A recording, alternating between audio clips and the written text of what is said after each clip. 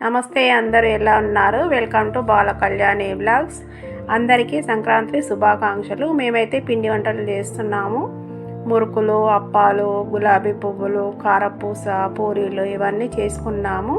ఇవి చేసుకోవడానికి ఎలా చేయాలో చూపిస్తాను.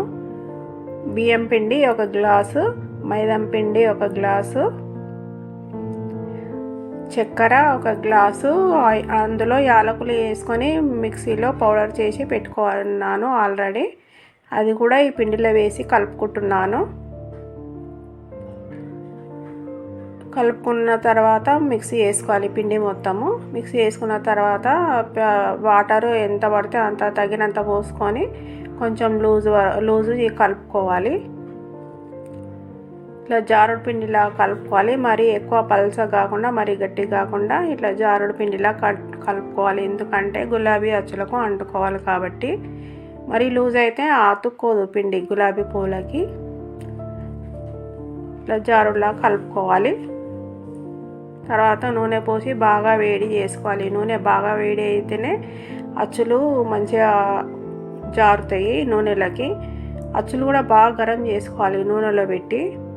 తర్వాత ఒక్కొక్కటి ముంచుకుంటూ సగం వరకు ముంచుకుంటూ అందులో వేయాలి. వేసిన తర్వాత జారుతాయి. అవి జారకపోతే ఏదైనా స్టిక్ తీసుకొని ఇట్లా కిందికి అనాలి. కొంచెము కిందికి వచ్చేసాయి. వచ్చిన తర్వాత గోల్డ్ కలర్ వరకు కాల్చుకొని తర్వాత తీసేసుకోవాలి. ఇలా కాల్చుకోవాలి. తర్వాత అప్పాల పిండి కలుపుతున్నాను. బియ్యం పిండి తీసుకొని బియ్యం పిండిలో కొత్తిమీర, పుదీనా, ఓమ, జీలకర్ర తగినంత వేసుకోవాలి. ఎక్కువ కాకుండా నువ్వులు, కొంచెం శనగపప్పు, ఉప్పు, కారం ఇష్టం ఉంటే వేసుకోవచ్చు, లేకపోతే లేదు. తినేవాళ్ళు వేసుకోవచ్చు. కొంచెం పసుపు లైట్, ఎక్కువ కాకుండా చిటికెడంతా వేసుకోవాలి. అల్లం వెల్లుల్లి పేస్ట్ కూడా వేసుకోవాలి, మంచిగా ఉంటుంది. ఇట్లా గట్టిగా పిసుకోవాలి. గట్టిగా మంచిగా కలుపుకోవాలి. ఇట్లా గట్టిగా పిండి గట్టి ఉంటేనే మంచిగా వస్తాయి అన్నట్టు. ఇట్లా పూరీ ప్లేస్తోనే ఒత్తుతున్నాను నేను. పూరీ ప్లేస్ కాకుండా పీట మీద పెట్టుకొని కూడా ఒత్తుకోవచ్చు చేతితోటి. మేము పూరీ ప్లేస్తోనే ఒత్తి వేస్తున్నాము. సన్నగా వస్తాయి పూరీ ప్లేస్ తోటి అయితే. ఇట్లా కోటి వేసుకుంటూ కాల్చుకొని గోల్డ్ కలర్ వచ్చేంత వరకు కాల్చుకొని తీసేయాలి. ఇట్లా వేసుకొని తర్వాత కాలిన తర్వాత తీయాలి. బియ్యం పిండిలో ఓమ, నువ్వులు, ఉప్పు, అల్లం వెల్లుల్లి పేస్ట్, కారము ఇవన్నీ వేసుకొని మిక్సీ వేసుకోవాలి పిండిని ఫస్ట్.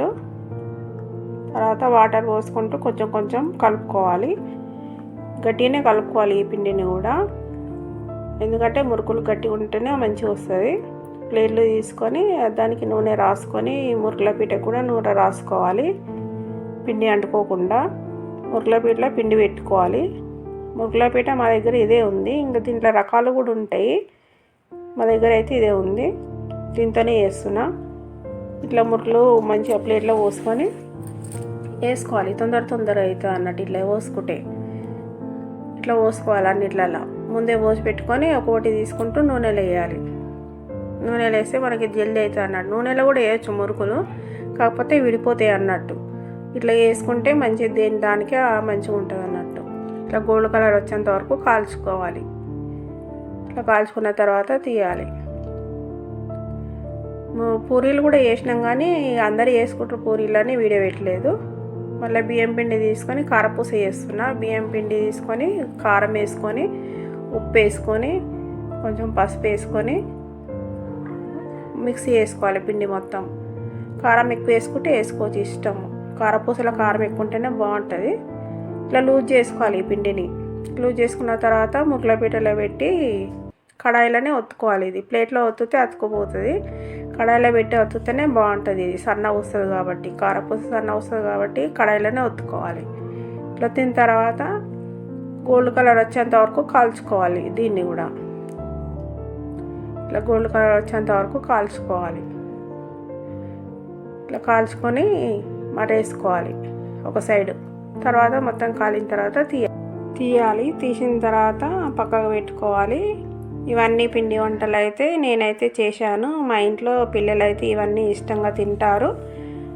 మీరు మీ ఇంట్లో ఏమేమి చేసిరో కామెంట్ చేయండి. మురుకులు, అప్పాలు, గులాబీ పువ్వులు, పూరీలు, కారపూస ఇవైతే చేశాను. వీడియో నచ్చినట్లయితే లైక్ చేయండి, షేర్ చేయండి, సబ్స్క్రైబ్ చేయండి. మరిన్ని వీడియోలతో మళ్ళీ కలుద్దాం. బాయ్.